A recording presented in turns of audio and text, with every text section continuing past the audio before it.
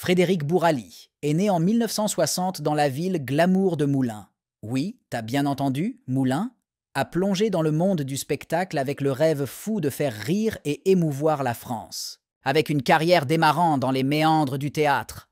Il a probablement dû porter des perruques plus volumineuses que sa propre tête, tu vois. Il a finalement trouvé sa voie dans la télévision, devenant une icône de la comédie avec son rôle de José dans Scène de ménage. C'est un parcours, comme un voyage dans le temps, un truc de ouf, quoi. Voilà, c'est ça, Frédéric Bourali, un mec talentueux qui mérite d'être applaudi.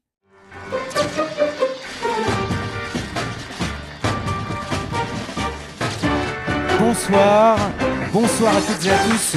Bienvenue au Purple Lounge pour un Stars and Stories, scène de ménage entre autres, avec Frédéric Bourali.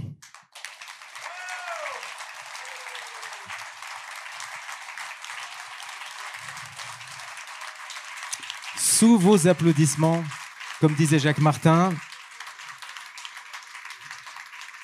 Mon cher Frédéric. Bonsoir. Vous prenez des risques, vous applaudissez avant, applaudissez à la fin. Au début, c'est risqué. Non, mais à la fin, et bon appétit, pendant, avant. Merci d'avoir accepté l'invitation. Je suis ravi d'être là. Pour l'instant. Et tout le monde, voilà, nous sommes tous ravis en tout cas, et je suis très heureux, Frédéric, de partager cette soirée avec toi, ce Stars and Stories. Alors, nous évoquerons scène de ménage, mais pas que. Nous parlerons également des spectacles avec lesquels tu es en scène cette année 2024, Ave César et Les Darons. Nous avons des photos à te faire découvrir, des extraits, des vidéos pour remonter ta carrière finalement au cours de cette soirée. Et je te propose tout de suite de regarder cette première photo. Ah, quel beau gosse. Pas mal. Eh ouais, c'est moi. Alors cette photo, c'est vraiment une photo, tu l'as sur l'écran aussi, ouais. Une photo de jeune premier. Et oui. On est un peu dans l'esprit. Alors ça rappelle un petit peu les photos du studio Harcourt. Je me souviens très bien de cette photo. C'était quand je tournais dans H avec mon pote Benabar, qui est devenu un ami, qui écrivait à l'auteur. Benabar, c'est lui qui écrivait H à l'époque. Et c'était une photo. Eh ben, je vais vous dire un truc. Cette photo, elle est particulière. Pour moi, je me rends compte ce soir. Faut être con quand même. Le blouson que j'ai, c'est une costumière qui me l'avait trouvé. La costumière en question, c'est ma femme. C'est vrai, ouais. Il y a 35 ans. Enfin, non, c'est après ça. Mais ce blouson-là, c'est ma femme qui l'avait trouvé et que j'ai épousé depuis. Ça fait 35 ans qu'on vit ensemble. Voilà. Donc le blouson, elle te l'avait trouvé avant que tu ne l'épouses. Avant. Mais vous étiez déjà voilà, engagés ensemble. Mais c'est vraiment un physique de jeune premier, Frédéric. Oui, je suis un jeune dernier maintenant. C'est vraiment Frédéric, le beau gosse. Tu es né à Moulins, c'est dans l'Allier, c'est pratiquement Moulins au centre de la France. C'est ça. Et j'ai cherché quelques infos sur Moulins. Je me suis dit, alors est-ce que des personnes parmi vous sont déjà allées à Moulins? Non, on n'y va pas. Si vous voulez, vous voyez Ibiza, vous voyez Moulins, ça n'a rien à voir. Ça, je vous le dis que.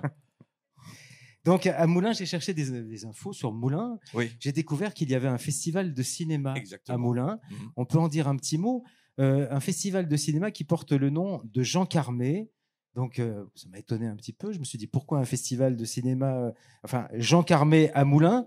Et j'ai découvert que c'est un festival qui est vraiment tourné vers les seconds rôles, les acteurs de second rôle et les espoirs. Et je me suis dit, des seconds rôles, tu en as quand même tenu quelques-uns. J'en ai connu quelques-uns, oui, mais c'est merveilleux d'être second rôle d'ailleurs parce qu'on ne porte pas le film sur son épaule et on est beaucoup plus libre en fait. Oui, Jean Carmet qui était, non, je me compare pas à Jean Carmet qui était un immense second rôle, un grand épicurien. Que tu n'as jamais tu aurais pu le rencontrer, le croiser, Jean Carmet? Non, j'aurais bien voulu, mais j'ai jamais rencontré, non. Et le festival Jean Carmet de Moulins, t'as-t-il déjà invité? J'y suis jamais allé, en fait. Non, mais c'est-à-dire que ça veut rien dire parce que j'ai des emplois du temps j'ai un planning de psychopathe un peu. Et donc, j'ai jamais le temps de rien. Bon, je pense que nous vous m'avez invité, mais j'ai jamais pu y aller. C'est vrai que tu le dis, Frédéric, tu travailles beaucoup. Ouais. J'ai beaucoup de chance. Ouais. Alors, à Moulins se trouve également, et on le cite, alors surtout quand les journalistes te rencontrent, ils se disent, tiens, on va faire ce lien avec Frédéric et puis Céline, donc ton épouse. Non, qui est... Cécile. Pardon. Ah Alors, oui, Céline, c'est les abrutis de Wikipédia. Ah, c'est faux, donc. Cécile, c'est ma femme. Donc, Cécile. Voilà. Je dis à Frédéric, surtout, quand je fais une erreur, tu me corriges. Non, Donc, là. Cécile, effectivement, donc, costumière. Oui. Et à Moulins se trouve le Centre national du costume de Seine. C'est Exactement. tout à fait original, qui a été ouvert en 2006, que tu n'as pas visité encore non plus. On m'a invité plusieurs fois. Je n'ai jamais eu le temps d'y aller. C'est horrible. J'ai jamais eu le temps de rien. Mhm. Mais j'ai eu le temps de venir ici. Oui. Et je me disais que peut-être un jour, c'était chaud. Dans ce Centre national du costume de Seine, un jour peut-être sera exposé le pyjama que tu portes dans Ave César, donc le pyjama de Didier dans Ave César. Peut-être un jour sera-t-il exposé, entrera-t-il au musée. Oui, enfin là, on est plus près des fétichistes que des collectionneurs. Hein, quand même. C'est vraiment. Enfin moi, les fétichistes, moi, j'ai pas de souci avec ça. Hein. Alors on en parlera d'Ave César. Oui, là. Donc Cécile t'a habillé lors de votre première rencontre. C'est ça. C'est ça. Et c'était sur le tournage de. Alors c'était sur une série qui s'appelait Vivement lundi. Vivement lundi. Ouais. Vivement lundi. Ouais. Avec il y avait c'était extraordinaire. Il y avait Jean Rogerie. Je faisais le fils de Jean Rogerie. Il y avait plein d'acteurs extraordinaires. C'était un truc incroyable. C'était les premiers sitcoms en France. C'était beaucoup d'entre vous n'étaient pas nés. Hein, je vous le dis tout de suite. Mais il y avait de la couleur quand même. Hein. Et non, c'était formidable et j'ai rencontré ma femme comme ça. Donc, ce fut pour toi, dès la première rencontre, ce fut, Frédéric, un vrai coup de foudre? Oui, de ma part. Alors, j'allais te poser la question, ce coup de foudre fut-il partagé? Oui, c'était très très belle. On a 2 enfants, enfin oui, on vit ensemble depuis 35 ans, donc et on est très heureux. Et tout va bien. Voilà, Cécile qui t'a habillé lors de cette première rencontre. C'est vrai que dans les rencontres. Oui, c'est ça. Donc la première fois que j'ai rencontré, j'étais en slip parce que.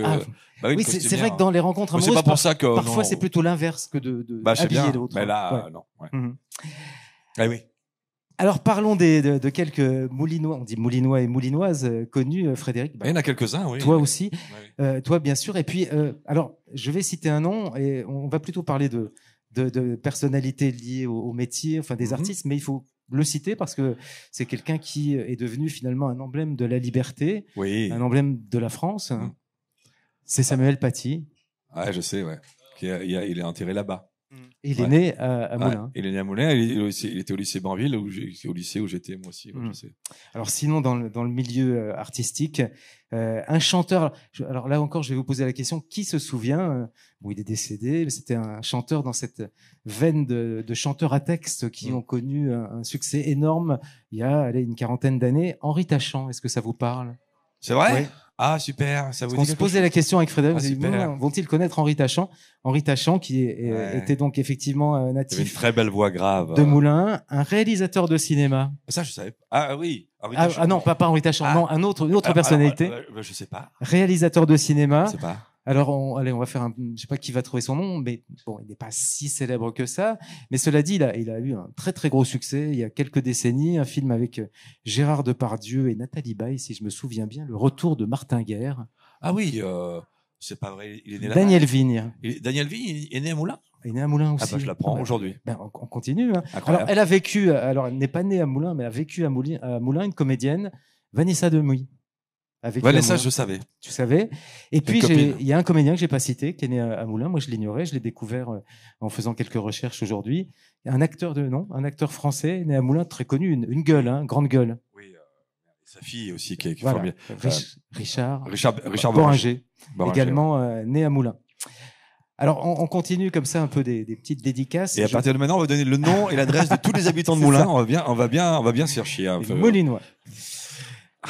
J'ai une pensée. Excuse-moi, je suis en train de fracasser ton. Excuse-moi. Non, mais on s'arrête là, mais on reste à Moulins.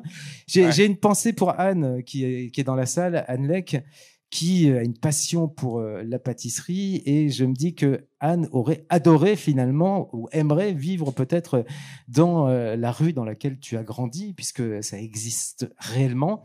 Tu as vécu Allée des Gâteaux. Allée des Gâteaux. D'accord, c'est bravo, beau travail. Ça fait presque flipper un peu. Hein. C'est vrai. Ah ouais, super travail, bravo, bien joué. Ça, c'est des gens qui travaillent. Voilà, des gens. Voilà, vous voyez, vous avez à côté de vous quelqu'un qui travaille. Alors, vous pouvez l'applaudir. Mais c'est pas toujours le cas. Bravo, franchement. Non, mais attends, mais Bravo. Frédéric, c'est incroyable de grandir à des gâteaux quand même. Ouais, On je est sais. dans un conte là. C'est vrai, c'est pas faux. Bon, quand Après, on connaît les gâteaux, on voilà, est moins. c'est pas forcément du gâteau tous les jours. Non, Ouais. pas vraiment. Non. Et effectivement, tu as grandi c'était un HLM, mais avec vue. Moi, Sur l'hippodrome, ouais. ça peut surprendre aussi un hippodrome à Moulins. Ouais. Effectivement, un jour j'ai mis le feu. Ah oui. Avec des copains, on l'a pas fait exprès. C'est pas. Non, ça j'ai pas. non, mais non. C'était pour déconner. Enfin bref. Puis le feu, des trucs de gamin, quoi. On a mis le feu un peu à des broussailles. Puis les broussailles, et ça fait le tour de l'hippodrome en fait. Enfin ouais, la honte. Enfin c'est une catastrophe. Mais c'est une anecdote qui peut-être pas, très intéressante non plus. Vous êtes fait choper? Non. Ah non. Bon, il y a prescription. Hein, ouais. Je pense quand même. Ouais. Donc tu as grandi dans effectivement HLM, issu d'un milieu plutôt modeste. Oui, hein. Plutôt très très modeste, oui, effectivement. Très modeste. Oui, mon papa était ouvrier, ma maman vendait des fringues dans un magasin. Je suis issu d'un milieu très modeste et pour qui la culture, a priori, on n'y avait pas accès. Le théâtre encore moins, le cinéma encore moins. Enfin, tout ce que je fais, c'était pas.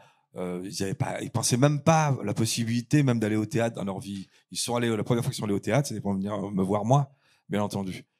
Et voilà, je suis issu d'un milieu, voilà. Cinéma, y aller, je veux dire. Ah bah oui, alors mes parents n'en allaient pas au cinéma. Mais toi, moi, tu y allais avec les copains. Oui, j'y allais. Oui, j'y allais avec les copains, ouais. Des films qui t'ont marqué gamin. Mais malgré tout, je me souviens encore jusqu'à l'âge de 15-16 ans, je pensais, je dis maintenant, bien sûr. Je peux l'analyser maintenant, mais je savais pas que la culture c'était possible qu'elle soit ouverte à des gens comme moi. Je savais pas. Et puis un jour, j'ai rencontré un prof de français. C'est lui qui m'a sauvé. Enfin, je dis qu'il m'a sauvé parce que je fais le métier dont je rêvais, dont je rêve, j'en vis. C'est pour ça que je dis sauvé. Il m'a pas sauvé la vie, mais il a fait de moi ce que je suis. Monsieur Badi. Ouais.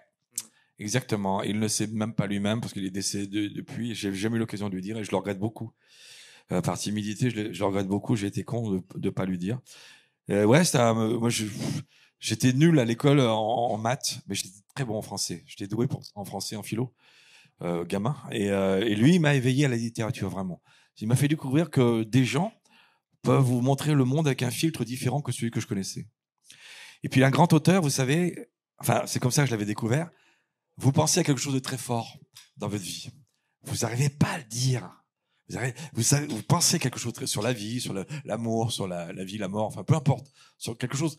Et puis un jour, il y a un auteur, il dit une phrase toute simple, et vous dites, mais non, mais c'est ça que je voulais dire. C'est ça les grands auteurs. Sauf que lui, il a trouvé 3 mots qui sont essentiels et qui vous percutent le cœur ou l'âme, ou en tout cas qui vous réveillent. Et c'est ça les grands auteurs. Après, j'ai découvert les grands auteurs. Et en découvrant les grands auteurs, j'ai tout de suite été passionné. Je me souviens, je me revois encore. Tout gamin, j'ai acheté tous les bouquins de Prévert. Je dévorais ça. Je l'ai dévoré. Peut-être que je comprenais pas tout, mais j'ai envie de. Et d'un seul coup, m'est venu Rimbaud, tout ça. Ça me parlait. Ça me parlait au gamin que j'étais. Et puis de là, je me suis intéressé à lire le théâtre. Et j'étais quelqu'un de. Enfin. Peut-être que je parle trop. Hein. Oui, non, mais on va avancer et puis on va évoquer des rencontres très importantes, bien sûr, Frédéric. Non, on va raconter tout ça. Tu vas pouvoir nous raconter tout ça. Ça va durer 7 heures. Hein, mais oui, mais on a. Enfin, j'espère que vous avez commandé des trucs un petit peu parce que ça va durer. Je ne pense pas que ce soit. Tu dépasses en durée Yvan Le Bolloc l'année dernière. Parce que pour ceux qui étaient, on a vécu une grande soirée avec Yvan Le Bolloc, mais c'était on avait perdu un peu la notion du temps. Ah bah oui, avec lui, on la perd tout le temps.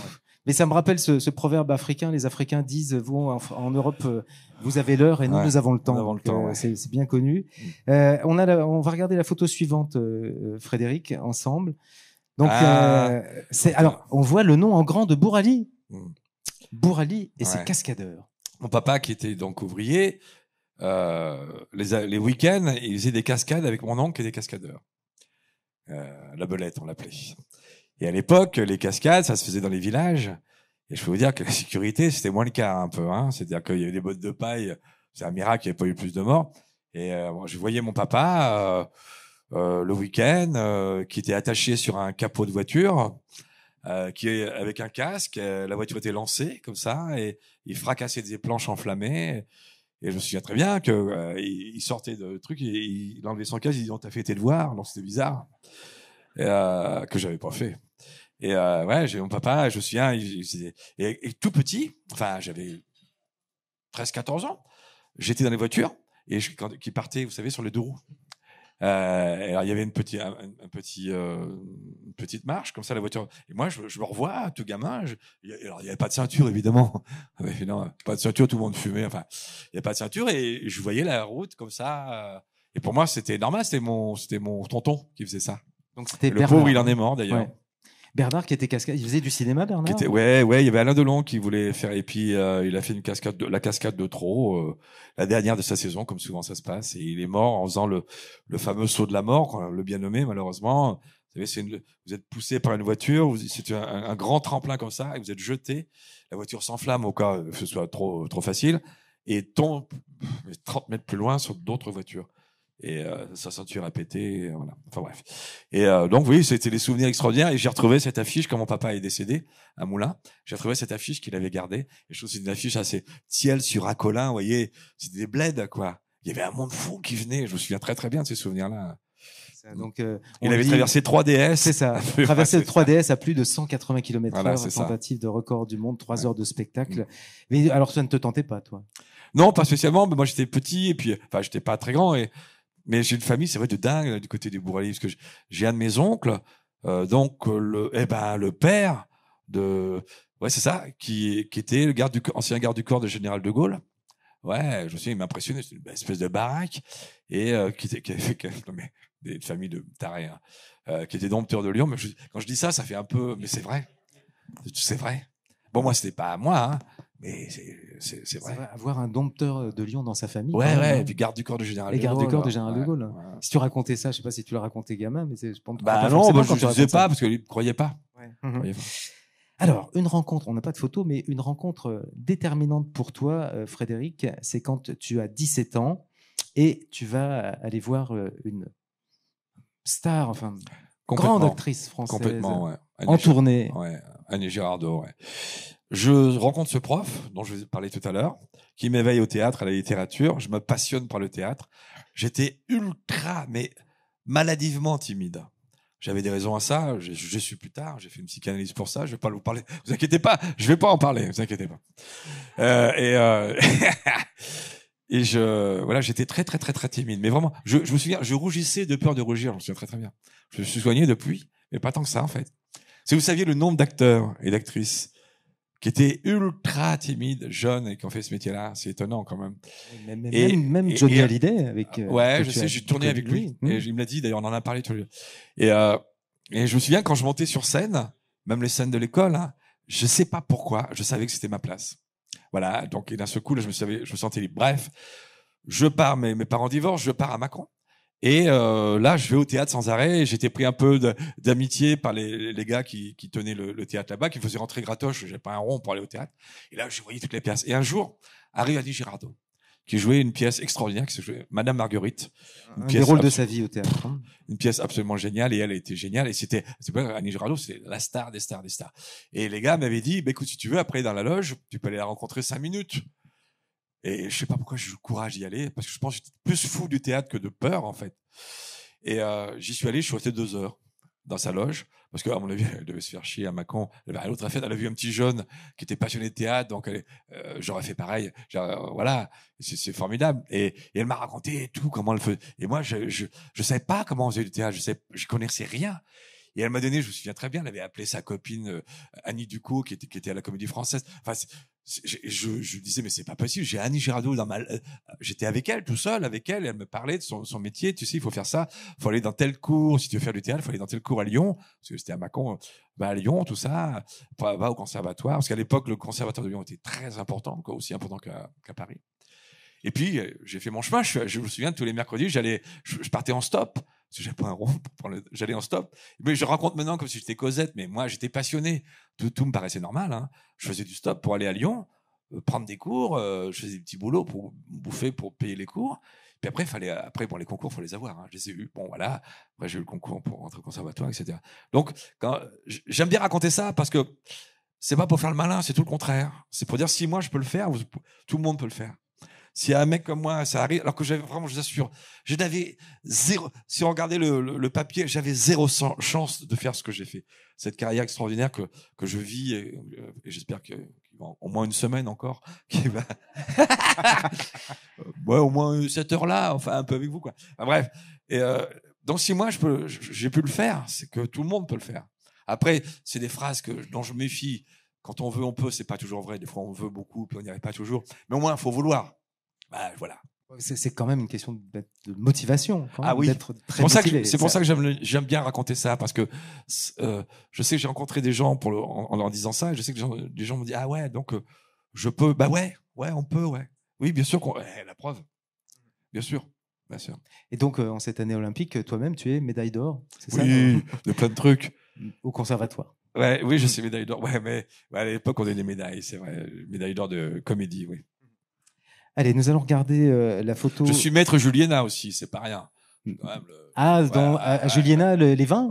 Oui. Ah oui, ça c'est important. Bah, quand même. Oui. Donc, l'un des 10 crus du Beaujolais. Ouais, du Beaujolais, ouais, bien sûr. Qui peut citer les 10 crus du Beaujolais? Ça, c'est un quiz. Hein. Ouais. Bon, alors, on continue, on va regarder la photo suivante. Et donc, les cette copains. affiche des darons. Alors, les darons, on va pas aller forcément dans l'ordre chronologique, et puis on va faire des avancées, on reviendra. Donc, les darons, vous êtes 5. Et vraiment, alors avant d'être ensemble sur scène, vous êtes vraiment des amis ensemble dans la vie? Ouais, c'est exceptionnel. C'est-à-dire que là, c'est une autre aventure théâtrale. Enfin, j'en ai vu plein, mais ça, c'est un truc absolument qui est pour moi est très important dans ma vie d'artiste et ma vie d'homme. C'est des amis de 30 ans. C'est vraiment des amis de 30 ans. On s'est connus sur une scène ouverte qu'avait créé un pote qui s'appelle Luc Sonzoni, qui habite pas loin d'ici d'ailleurs, et Danny Boone. C'était connu quand j'ai connu ma femme il y a 35 ans. Danny, ouais, on se connaît depuis 30 ans. Oh merde, ah ouais. Et nous en Donc d'accord. Voilà. Et ils avaient créé une scène ouverte, on s'est rencontrés comme ça. Moi, j'arrivais déjà de subventionner, où j'avais fait mon chemin, etc. J'avais joué Molière, Shakespeare. J'étais très heureux. Et je vois une bande de dingues. Et voilà, on fait une scène ouverte avec ces gens-là, en grande partie, avec Danny Boone, avec qui j'ai joué au théâtre. Bon, enfin, on se connaît bien. Et voilà. Et il nous avait dit, créer un spectacle. On l'avait créé à l'époque, ça s'appelait Les Voilà. Et on n'a pas travaillé pendant 30 ans tous les jours ensemble. Il y a eu des périodes où on se voyait pas, mais on est restés ensemble. Et c'est vrai que ça n'existe pas. 5 mecs sur scène qui se connaissent depuis 30 ans, qui sont très drôles. Je parle de mes copains, je parle pas de moi. Mes copains sont très très drôles. Je suis fan complet ils sont extraordinaires. Et d'ailleurs, on va jouer dans la région bientôt, là, je pense. Alors, vous viendrez à la rentrée, et vous serez à Ludre, je suis tout à côté de de Nancy, pour aller vous voir. Sachant que toi, tu viens de passer avec l'autre spectacle ici, près d'ici, à Yutz. Mais pour les darons, ce sera à la rentrée 2024. Là, c'est plus du musical, des sketchs. Il y a de la musique aussi. Ouais, hein. il y a beaucoup, parce que je joue de la guitare, ouais. Enfin, bon. Est-ce qu'une personne parmi vous a-t-elle une guitare dans son coffre? Parce qu'on cherche une guitare pour que Frédéric nous joue. C'est dommage, hein. Ouais, je joue beaucoup de guitare. Ouais, bon, il nous fera peut-être quelque chose a cappella, peut-être. Ouais, la guitare, c'est pas facile. Ah il y a air guitare, Air guitare, ouais. Air guitare. Donc effectivement, les darons, Michel Bernier avait mis en scène. Oui, Michel qui est une copine, qui est fan du spectacle. Alors c'est pareil, ils ont pas du temps de dingue. Alors elle nous a donné un bon coup de main pour monter ce spectacle, parce qu'on l'a tout fait, on a tout écrit, tout mis en scène. C'est bio, hein, c'est fait main, ce spectacle, c'est bio, quoi. C'est naturel. Et Michel est venu nous filer un coup de main pour la mise en scène, et c'était formidable, vraiment. Alors les darons sont un peu avec nous ce soir, tout au long de cette soirée. Ah bon? Nous allons retrouver les darons, et comme ça tu pourras nous les présenter individuellement, mais aussi répondre à la question que chacun de tes amis te posera. Sans et déconner. On va commencer avec la première. Oui, bonjour, c'est Olivier Mag.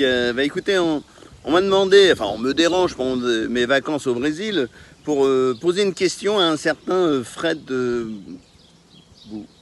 Bouralay. Bon, bref. Alors bon, j'ai qu'une question à lui poser à ce monsieur. Qui êtes-vous?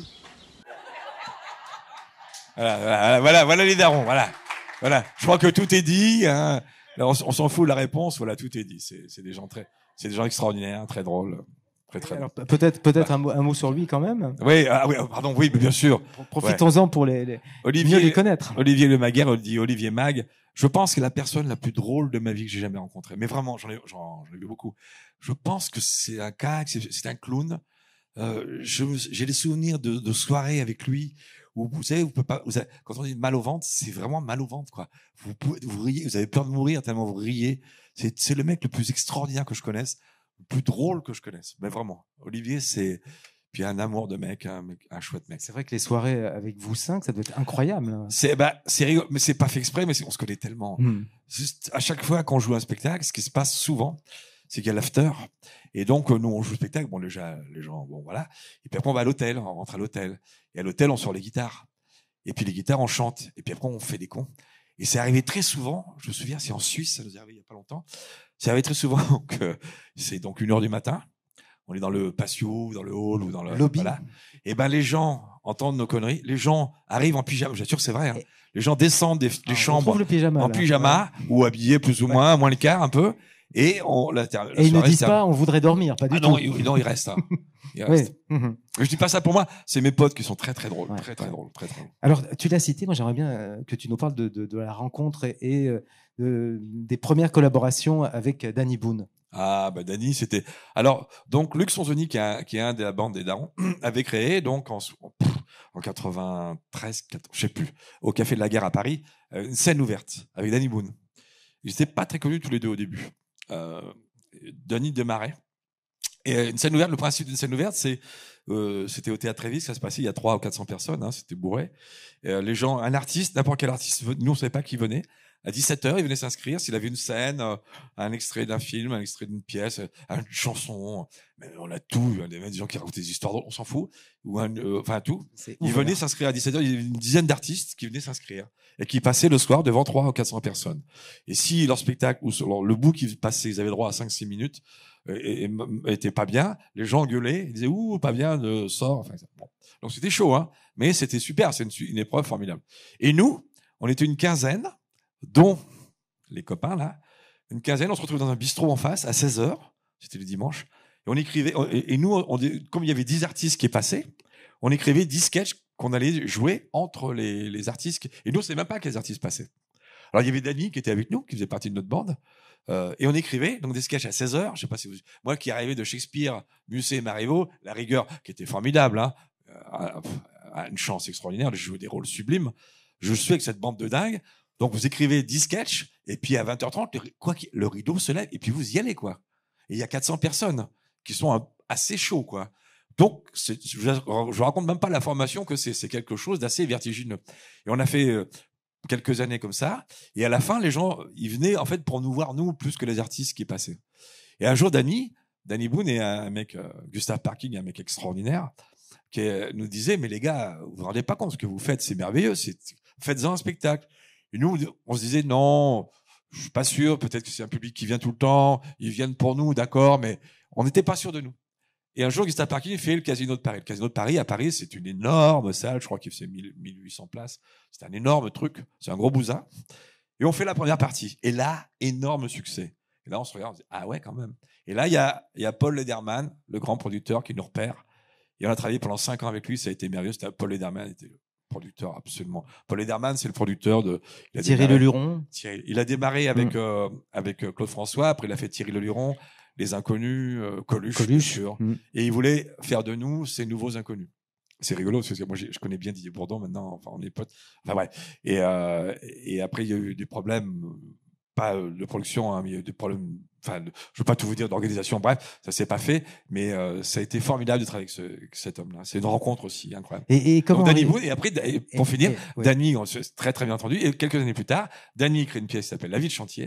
Et il me dit, Fred, viens avec moi. C'est ça. Et donc tu vas vivre. Alors c'était peut-être un peu le chantier à l'époque du théâtre ouvert, mais après tu as vraiment vécu la vie de chantier au théâtre, qui est devenue la vie de chantier est devenue la Maison du Bonheur au cinéma. C'est ça. Et à ce moment-là, je me suis premier film de Danny Boone. Il signe. Et je me souviens très très bien. Je vous raconte l'anecdote parce que quand t'es de l'autre côté, on sait pas, mais c'est merveilleux. Et il fait ce film. Et la Gaumont signe avec lui 3 films. Il lui dit, écoute, on te signe 3 films. Et Danny lui-même me dit, ah ouais, 3 films. Donc il fait l'équivalent de la vie de chantier qui s'appelait, vous avez La Maison du Bonheur. Et puis derrière, il écrit un autre truc. Je le revois. On en rit maintenant quand on se voit. Je me souviens, il m'appelle, il me dit, écoute, j'ai une idée de faire un film, ça se passerait dans le Nord, ça serait avec des ch'tis, tout ça. Je dis, ouais, bah vas-y. Puis il dit, tu sais, c'est ma région, tout. Je dis, bah ouais, c'est super, vas-y. Il fait les ch'tis. Et là, boum. C'est pas génial, ça? Mais c'est merveilleux. Tout comme l'extrait, quand on regarde cet extrait, on se dit que vous n'êtes pas embêté sur scène. Non. Donc, on regarde un extrait. Je passe sur mon chantier, alors tu me déposes. Non. Après, ça va fermer, j'y casse. Ouais, non.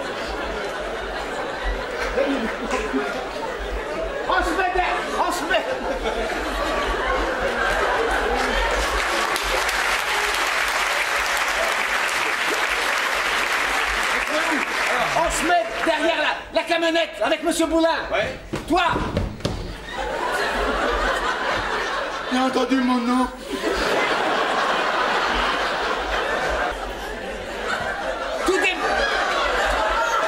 tu démarres avec l'accélération. L'architecte, il bascule et nous, on l'attrape. Ah, très bien. Nous, on se met derrière la camionnette. Il accélère, l'architecte, il bascule. Et nous, on l'attend. Ça va pas, là! C'est un pompier. Un pompier.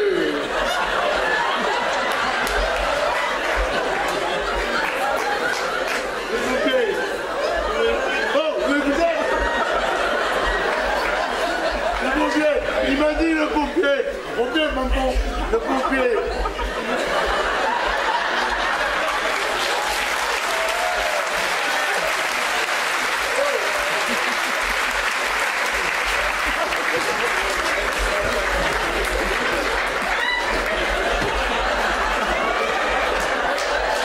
Le pompier m'a dit. Vous m'écoutez? Vous m'écoutez? Le pompier m'a dit. Téléphone. Grand moment. Hein. Et je vais vous dire un truc. Cette scène-là, je vous assure que c'est vrai. Cette scène-là, la pièce, on l'a jouée, je sais pas, 300 fois. Cette scène-là, on l'a jamais pu la jouer, en fait. On n'a jamais réussi. Mais c'est particulier parce qu'il se trouve que dans le spectacle, à un moment donné, le personnage de Danny devient fou. Donc là, il y avait un espace dans le spectacle où, en plus, Danny, c'est un génie sur scène, de drôlerie, c'est un génie. Donc à ce moment-là, le personnage devenait fou. Donc il faisait ce qu'il voulait sur cette minute-là, quoi. Sur 2 minutes-là, il faisait ce qu'il voulait. Il devenait fou. Je vous assure que c'est vrai. Quand on a lu la pièce, cette scène-là, on riait tellement, parce qu'on imaginait. On n'a même pas pu la lire, d'accord? La lire, hein, d'accord? Parce qu'on lit les pièces avant de les jouer, avant de les répéter. En répétition. Quand on arrivait à cette, c'est vrai, avec Danny, j'ai recroisé Danny il y a pas longtemps, on en reparlait encore. Je pense qu'aussi on rejouait le spectacle, je suis même pas sûr qu'on y arriverait. Quand on répétait cette scène-là, qui arrive aux 3/4 de la pièce, hein, déjà, la pièce a bien démarré. Cette scène-là où où le personnage de Danny devient dingue, en répétition, on n'y arrivait pas. On se disait, bon, on la laisse tomber, et puis, le jour de la première, quand même, les professionnels, on va y arriver. Le jour de la première, pot de balle, on n'a pas réussi. Et alors après, on avait honte parce que c'est drôle d'avoir un fou rire, mais tout le temps, c'est pas bien, quoi. On a tout tenté. De rire avant, de faire des pompes, de pas se regarder. Tout était pire, de toute façon. Parce que même d'y penser, ça nous faisait déjà rire. Et Danny, qui était marchand de l'affaire, riait avec nous. Et il venait, en plus, c'est salaud. Il nous faisait tous les soirs. On l'a joué 300 fois. Faut imaginer, 300 fois, il a fait des choses différentes. Il a fait 300 choses différentes pour nous faire rire, quoi. Pour nous avoir. Et on disait, non, là, tu nous auras pas. Là, c'est pas possible. Et ben, bon, là, et même après il y a la captation, vous savez, on filme la pièce, ça coûte très cher, faut faire gaffe. Enfin, et là même avec Danny on s'est dit bon non pareil, on a filmé. Et je sais pas si vous avez le DVD, mais sur le DVD à un moment donné c'est pareil, on n'a jamais pu jouer cette scène. Je sais pas s'il faut s'en vanter, c'est assez merveilleux. Ouais, avec un comédien auvergnat aussi, hein, avec oui, Zinedine Swalem, grand comédien, et puis Danny Boone qui sera ici au Casino 2000. Donc en 2025, c'est vrai, il vient là. Il revient sur scène. Ouais, je sais, il m'a dit, il refait un spectacle. L'affiche elle est chouette d'ailleurs. C'est lui, petit enfant, vous avez vu? J'ai pas vu l'affiche. C'est super, l'affiche est géniale. Ouais. Parlons un petit peu de ton parcours cinéma, ouais. Frédéric. Donc le premier film. C'est le casting, moi, qui m'a intrigué dans ce premier film Foldel de Jérôme Cornuau. Il y a un casting très, très hétéroclite, véritablement. Jean-Marc Barr, je crois que vous êtes venus amis. Il y avait Ophélie Winter, Philippe Duquesne, encore un pote. Raquel Welch. Alors, justement, Gilles Lelouch. Un peu en disant Gilles Lelouch, débutant. Gilles Lelouch, ouais. Tout jeune, c'est quasiment son premier rôle. Ouais. Et tu as cité, donc, la star internationale du film. Mais c'était pas mon premier film, j'en ai fait, enfin peu importe, mais bon, c'est le plus important, enfin on s'en fout. Et oui, je fais le casting et Philippe, moi je le connaissais depuis, on a fait 18 films ensemble avec Philippe Duquesne, dont Scène de ménage d'ailleurs. Je l'ai fait venir évidemment dans Scène de ménage. C'est un ami très proche, j'ai tourné avec lui il y a 2 jours. Et je passe le casting, je connaissais Philippe évidemment des chiens parce que moi en plus je les avais découverts moi au théâtre parce qu'au théâtre je vous assure, on les avait vus dans des chiens, on les découvrait à Canal+ à l'époque, c'était extraordinaire. Mais au théâtre, bien sûr, c'était... Des spectacles de Jérôme Deschamps. Ouais, le Jérôme Deschamps. Le public, ça faisait comme un champ de blé. C'est-à-dire que les gens se couchent comme ça, tellement ils rient, et ça fait vous comme ça, toute la salle.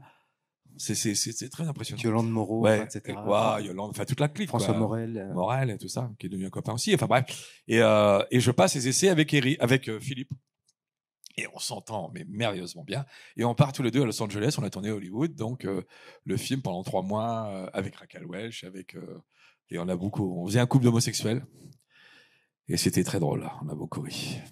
Bon, avec Raquel, oui. Avec Raquel Welch. Raquel Welch. Alors, vous savez quoi? Enfin, tu sais quoi? C'est une anecdote, mais c'est dingue, comme parce que on arrive quand même à Los Angeles. On prend l'avion, on arrive à Los Angeles, quoi. On va tourner à Hollywood. Vous voyez, voilà, on atterrit. Bon, on était en première classe, donc en première classe, c'est 20 à volonté. Avec Philippe Duquesne, ça a des conséquences. Enfin bref, on arrive là-bas dans un état, voilà, comme éthylique, et je me réveille le matin. Je vous assure, c'est vrai. J'ouvre ma fenêtre et en face de moi, il y a un immeuble, un immense immeuble sans fenêtre.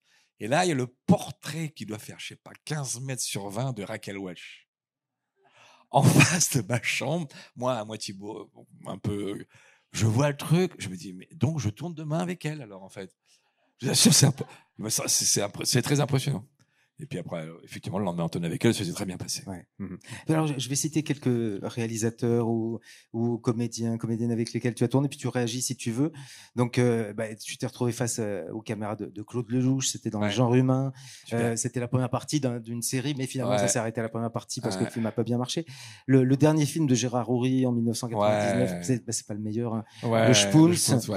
Gérard Houry, je peux raconter le truc quand même. Gérard Houry. Le grand maître, quoi, le maître de la comédie. Oui, des films avec De Funès que tu adorais, bien sûr. La classe, moi, j'ai adoré De Funès bien avant qu'il soit à la mode. Hein. J'ai adoré De Funès quand il n'était pas à la mode. Maintenant, il a sa tête dans Télérama, d'accord. Et Expo à la Cinémathèque. C'est ça. Très bien, très bien. Oui. Gérard, oui. Un jour, je me souviens très très bien, parce que je suis auteur, donc je travaille. Mais c'est marquant quand ça arrive. Vous vous en souvenez? Je suis devant mon ordinateur, je travaille sur un scénario. Je m'en souviens très très bien. Coup de téléphone. Pour raconter la classe de ce que c'est que cette époque-là de Gérard Houry. Ça sonne et j'entends « Bonjour, je suis Gérard Houry, je vous ai vu dans un film, je ne sais plus quel nom, mais j'aimerais vous rencontrer parce que je vais faire un film. » Évidemment, le premier réflexe qu'on se dit, c'est pas lui, c'est un gars. Mais ce gars-là, je le connaissais déjà, donc je raccroche pas. En me disant, mais c'est que vous êtes sûr? Oui. Il me dit oui. Il me dit, vous voulez? Mais un peu une gentillesse. Il me dit, voilà, je suis à la Gaumont, prof Maillot, ça vous dérangerait pas de venir dans 1 heure ou 2 lire le scénario? J'ai dit non, j'avais autre chose à foutre. Hein. J'ai dit non, je suis libre. Je suis arrivé en scooter à la Gaumont et là, devant moi, j'ai Gérard, j'assure, c'est vrai, j'ai Gérard Houry qui me parle. C'est un mec merveilleux. Il adorait parler de son métier. Il adorait les acteurs. Et on lit le scénar, ça se passe super. Mais c'était un amoureux c'était un grand acteur. Il était à la Comédie Française, faut pas l'oublier. Hein, c'était un acteur aussi. Et j'ai Gérard Houry devant moi. Derrière, je suis à la Gaumont. Derrière, j'ai l'affiche en énorme de La Grande Vadrouille, en énorme de Cornio. Et j'ai Gérard Houry qui nous parle et il nous raconte cette chose extraordinaire quand il tournait avec De Funès et avec Bourvil. Il avait un problème, c'est que Bourvil était génial à la première prise, tout de suite. De Funès, lui, chaque prise, il inventait un truc génial. Donc, il fallait faire plein de prises. Et pendant ce temps-là, Bourvil, lui, il descendait en énergie. Voilà. Donc, son problème, toujours, était, je me souviens très bien qu'il nous racontait ça, était de trouver l'équilibre, de pas trop user Bourvil pour que les deux soient au top. Mais laissez monter De Funès quand même. Mais quand c'est Gérard Houry qui vous le raconte, c'est merveilleux. C'est extraordinaire. Puis j'ai eu la chance de tourner un peu avec lui. Un film qui n'était pas son meilleur film, mais c'est pas grave. Mais c'était le dernier. C'était le dernier film de Gérard Houry. Ouais. Tu as tourné avec Audrey Tautou. Un homme grande classe. Ouais. Audrey Tautou avant Amélie Poulain. Jean Dujardin au début, Jean-Pierre Daroussin. Et également, avais-tu des scènes dans Quartier VIP avec Johnny Hallyday? Ouais, Johnny Hallyday, ouais. Quand on est aussi musicien, Johnny, c'est Johnny. Hein. Bah ouais, bien sûr. Bah ouais, je voulais pas faire le malin. Bah, j'étais en tant qu'acteur. Vous voyez, vous vous souvenez quand il est mort, tout le monde disait ouais, c'était un mec formidable. Mais c'est vrai. C'est vrai. Je vous dis, c'est vrai parce que alors peut-être moi j'étais pas ami avec lui, je vais pas faire le malin. Je l'ai connu sur ce film-là, mais c'était un fou de cinéma. C'était comme un enfant. il adorait être là et regarder les caméras. Il était, je sais pas comment ça se fait, il me connaissait. J'étais très impressionné. Et là, il avait, quand on le voyait comme ça, on a l'impression d'avoir un vieux monsieur. Mais vraiment tout courbé, il était marqué comme ça. Mais dès qu'il chantait, c'était Goldorak, hein, c'est-à-dire que d'un seul coup, waouh, dès qu'il chantait, parce que des fois il chantait dans la loge. Oh, ah non, mais j'assure, c'était très, très, très, très impressionnant. Mais c'était un homme vraiment, enfin, ce que j'ai connu moi, un homme assez merveilleux, ouais, vraiment, chouette mec. Ouais. Je sais pas si tu veux en dire un mot, mais de ce réalisateur qui disait moteur avant que la caméra ne soit installée, mais qui disait moteur tout le temps de toute façon, même si rien n'était prêt. Oui, Jean-Pierre Mocky. Jean-Pierre Mocky, ouais. Bah, j'ai tourné avec Duquesne d'ailleurs, mon pote Duquesne. Bah, il tournait avec Mocky, moi j'en rêvais, mais c'est pareil. Mais c'était merveilleux de tourner avec lui. C'était merveilleux. C'est encore un homme qui adorait les acteurs. Quand il gueulait comme ça, bâtard, ça parce que pour lui ça allait pas assez vite, parce qu'il aimait pas, ça se faisait chier la technique, il aimait pas ça. Enfin, il aimait pas ça, il savait bien. Et c'était formidable parce que tous les techniciens qui étaient sur le film, c'était les vieux de la vieille qui avaient travaillé avec lui depuis 40 ans. Et donc quand il gueulait bâtard, tout le monde se disait ouais c'est ça, tout le monde s'en foutait. Ça n'affolait personne. Ouais, ça n'affolait personne et ça se passait très très bien. Moi j'ai tourné 2 fois avec lui, ouais. J'étais très content. On va regarder une nouvelle photo de toi, Frédéric. Je suis pas trop bavard, non, c'est pas. Non, pas du, mais c'est passionnant. Ah ouais, voilà, d'accord. Ouais. Voilà. Donc c'est toi, en tout cas, c'est un personnage auquel tu as prêté ta voix. Donc, nous allons parler de ta voxographie. Ouais. Puisque voxographie, c'est l'équivalent de filmographie, mais pour la voix. Et Dragon Ball Z, donc ça a commencé par un casting. Ça a souvent commencé par un casting pour toi. Voilà. Non, mais pour tout dire, je vais vous avouer un truc. Je comprends même pas ce que c'est, moi, ça. Je n'ai jamais rien compris à ce truc. Je sais pas ce que c'est. J'appelle ça les japonaiseries, moi. Je ne sais pas ce que c'est. Je fais le casting avec des potes, des gens très sympas, des gens de théâtre, qui disent tiens, je tombe par hasard. La vie est faite de hasard aussi. Et puis on dépend des autres, hein, une fois de plus, comme toujours. Et je fais ce casting pour il y a 30 ans, hein. Il y a longtemps, pour ce dessin animé que je ne savais même pas ce que c'était, moi. Monsieur Satan. Et coup de bol, dans cette série que personne ne connaît peut-être ici, enfin peu importe, pour ceux qui connaissent, dans Dragon Ball, il y en a qui connaissent, dans Dragon Ball, le seul personnage qui est complètement crétin, c'est pour moi. Mais c'est une chance. Imaginez la chance que j'ai. Parce que faire les héros dans ces séries-là, c'est chiant. Ça gueule tout le temps. C'est pas marrant à faire. Le seul qui est complètement idiot, c'est moi. Donc c'était super parce que je me suis éclaté à faire ça. Parce que on a inventé des trucs qui étaient pas dans, on a inventé beaucoup de trucs. Donc c'est super. J'ai adoré faire mais je me rendais pas compte à cette époque-là que c'était un succès, mais monstrueux. C'était à l'époque des cassettes VHS. C'était par millions en France, hein. Je ne parle même pas dans le monde. C'est par millions que ça se vendait. Et d'ailleurs, en 95, on avait fait une grève. Les gens, je faisais très peu de synchro. Moi, j'en faisais pratiquement pas. J'étais au théâtre. J'ai fait que ça. Coup de bol, hein, vraiment le truc. Et on avait fait une grève en disant, les gars, merde, vous faites un fric fou vous utilisez notre voix. Parce qu'ils se faisaient de la thune, hein, les chaînes, tout ça. Ils se faisaient beaucoup de pognon en utilisant le travail, nos inventions, enfin notre travail. On a fait grève, on n'a rien obtenu, hein, bien sûr, rien du tout. Et après, j'ai arrêté de faire la synchro après. Donc les gens me parlent de ça, je suis très surpris parce que visiblement c'est ultra culte. C'est devenu culte. Ah, c'est culte. Voilà. Donc tu es devenu culte aussi. Oui, enfin lui, hein, pas moi. Mm-hmm. Ouais. Bon, c'est vrai qu'il y a des. Mais j'étais content de faire ça. Hein. Alors après, ça a continué pendant des années. De temps en temps, on le fait un jour par an maintenant. Il y a des fois, il y a des films qui sortent. Voilà. On est très contents de se retrouver tous. Voilà. Enfin, il y a des acteurs de synchro qui sont devenus très très connus. Bien sûr. On peut rendre hommage à Alain Dorval qui est décédé il y a quelques semaines, qui était la voix française de Stallone. Par exemple. Arditi, vous vous rendez compte, Arditi, il en a fait de la synchro. Ouais. Hein, je peux vous dire. Et Marion Gamme en a fait beaucoup. Marion Gamme, oui, bien sûr. Et Gérard, mon pote Gérard Hernandez. Oui, aussi, beaucoup. Ouais. Alors, nous avons une deuxième question posée par l'un des darons. Allons. Fred, on se connaît bien. Je sais que tu as une vie chargée, comme récemment où tu étais à Strasbourg un matin pour tourner dans un long métrage. Ensuite, tu as pris le train. Dans le voyage, tu as pu en profiter pour apprendre tes textes pour scène de ménage. Le soir, tu es arrivé dans le sud pour nous rejoindre, nous les darons, et nous avons joué le spectacle ensemble. Ensuite, lorsqu'on a été manger après le repas, après le spectacle, tu as rencontré, je crois, un réalisateur pour un prochain projet. Et tu n'as pas pu t'éterniser parce qu'il fallait que tu rentres à l'hôtel pour réviser ton texte d'un autre spectacle que tu allais jouer le lendemain. Je voulais savoir, ça va avec ta femme ?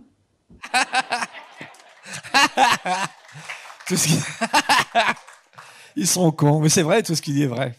C'est vrai. C'est quand même la folle journée. Hein. Mais c'est pas à Nantes, mais c'est une folle journée. C'est une folle journée. Ouais, puis c'est hier aussi, puis demain aussi. Ouais. Donc un petit mot sur lui. Comment? Un petit mot sur lui. Ah, bah, Luc Sanzoni, c'est lui, Luc Sanzoni, qui avait créé la scène ouverte dont je vous parlais tout à l'heure avec Danny Boone. C'est lui. C'est un mec absolument extraordinaire. C'est un personnage absolument extraordinaire. Il peut retourner des foules. Je l'ai vu faire des trucs. Parce que je vous raconte 2-3 anecdotes quand même. Mais je sais pas si vous allez me croire. Parce qu'on a fait des trucs de dingue. Et Danny Boone était avec nous, à ce moment-là. Donc, on faisait le spectacle. Vous savez, je vous disais, il y avait les gens, les artistes qui passaient, et puis nous, on faisait les sketchs au mieux. Et des fois, le spectacle avait démarré depuis 1 heure. Puis on disait aux gens, donc faut imaginer, hein, dimanche soir, 400 personnes dans la salle, c'est beau, et les gens sont chauds. Alors on dit, vous avez chaud, non? Ouais. Allez, on va sortir. Donc, on faisait sortir tout le public et on faisait des fausses manifs, mais des trucs à la con. La grossesse à 3 mois. Enfin, des trucs qui n'avaient aucun sens. Donc, on faisait tout le tour du quartier, du pâté de maison. Alors, les touristes disaient, putain, en France, c'est le bordel. Il y a des manifs à 11h du soir, un dimanche. Donc, on faisait des trucs. On a fait des trucs de dingue. Un jour, on a appelé Allo Pizza. On arrêtait le spectacle, comme ça, au bout d'1 heure, pareil. Puis on disait, on a faim. Et donc, on prenait le téléphone devant tout le public, hein, et on disait, on commandait des pizzas pour 20 personnes. Mais donc, lui qui était au courant, on commande la pizza et on raccroche. Et le spectacle continue. Et à un moment donné, la pizza arrive. Le petit gars avec son casque et les pizzas, il arrive. Et donc, la nana à l'accueil, on était tous complices, disait à l'accueil, attendez, c'est pour le directeur. Un dimanche soir, le mec, il disait, c'est bizarre quand même. Il savait pas que le théâtre marchait. Donc, nous, on éteignait toute la salle. On disait au public, chut, silence. Noir complet. Le pauvre gars, il avec son truc, et la nana disait, bah, c'est pour le directeur. Il passait en coulisses. Il arrivait sur scène, la pleine lumière, 400 personnes. Ouais! Et on bouffait la pizza avec Danny Boone. On a fait ça, je suis sûr. Mais je vous en rencontrais 1000, hein, des comme ça. 1000 des conneries, on en a fait. Voilà. Et donc, Luc, qui était le meneur de ce genre de truc, qui était un mec absolument extraordinaire. Ouais. Alors, on parle de théâtre et, un petit peu différemment si on évoque ta période de théâtre classique, car tu as joué des pièces classiques et avant Ave César, donc pièce avec laquelle tu es en tournée actuellement, tu as joué Jules César dans Jules César. Ouais, dans 2 mises en scène différentes. 2 mises en scène différentes, disons, on peut en dire un mot. Donc de Shakespeare, et tu as travaillé avec un metteur en scène que moi je ne connaissais pas, Jean-Louis Martin Barbaz, qui est des proches d'autres metteurs en scène. Moi, je connais davantage. Enfin, à Lyon, comme Roger Planchon, par exemple, ou Marcel Maréchal, autre grand figure du théâtre avec lequel a beaucoup travaillé aussi, ou a travaillé Pierre Arditi, entre autres. C'est ça. Et quand j'étais dans tout ce que je disais tout à l'heure, j'espère que je suis pas saoulant, parce que je raconte. En même temps, je suis là pour parler. Vous aviez qu'à pas venir aussi. C'est la soirée avec Frédéric Brally. Ouais, quand j'étais à Lyon, c'est à l'époque où j'étais à Lyon Conservatoire, il y avait un professeur mythique en France, hein, je dis bien en France à cette époque-là, qui s'appelait Jean-Louis Martin Barbaz. On savait que c'était le plus grand, vous savez, on appelle ça des maîtres entre nous, voilà. C'est le plus grand prof de théâtre qui était metteur en scène en plus, à Paris. Et moi, j'étais à Lyon. Donc, bien sûr, c'est vrai, moi, je parlais du stop. Donc, rebelote, je faisais du stop. Je suis parti en stop et puis il prenait sur audition. C'est-à-dire que, vraiment, il y avait des centaines et des centaines de postulants qui venaient, et ils prenaient que 20 personnes par an. Donc c'était chaud, hein. C'était vraiment les spermatozoïdes et l'ovule, là, il y avait peu de chance. Donc, et moi je suis parti en stop, mais je dis ça maintenant, mais à cette époque-là, ça me paraissait normal, j'étais passionné. Je me souviens très bien, à Fourrière, je pars en stop avec un pote, et on va à Paris, et à cette époque-là, le stop marchait bien, avec cette gueule-là que j'avais, vous imaginez, ça marchait bien, et on arrive à Paris, et je passe l'audition, direct. Et bon, je l'ai eu, l'audition. Et après, comme lui, il est metteur en scène, il m'a engagé dans ses spectacles, dont j'en ai fait plein avec lui, dont Jules César. Et aussi, alors, une pièce que je ne connaissais pas, mais alors pas du tout, Les Deux Orphelines, une pièce du 19e siècle d'Adolphe d'Hendry et Eugène Cormon. Ouais, extraordinaire. Avec ces deux orphelines, vous êtes parti, l'équipe, en tournée mondiale. Mondiale, ouais, on a joué en Égypte, Damas. C'est fou. Ouais, enfin, des pays où on ne pourrait plus aller maintenant, mais c'était extraordinaire, ouais.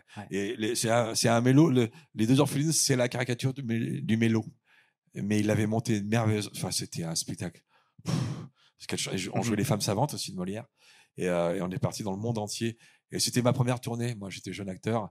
Donc, je pensais que c'était tout le temps ça, les tournées. Bon. Après, je me suis dit, non, c'est pas comme ça, en fait. Pas toujours. Les tournées mondiales, enfin, dans le théâtre, il n'y en a pas tant que ça. Il n'y en a pas tant que ça, non. Celle que je fais en ce moment, elle est pas mal. Ouais, non, mais on va en parler, effectivement. Et puis, quand même, l'autre Jules César, là aussi, c'était quand même quelque chose. L'autre Jules César, avec Robert Hossein. Qui Et a- là, vous avez joué dans cette salle qui s'appelle maintenant Accor Arena, C'est ça, qui était donc- le Palais des Sports avant. à Bercy. Non, c'est le Palais des Sports.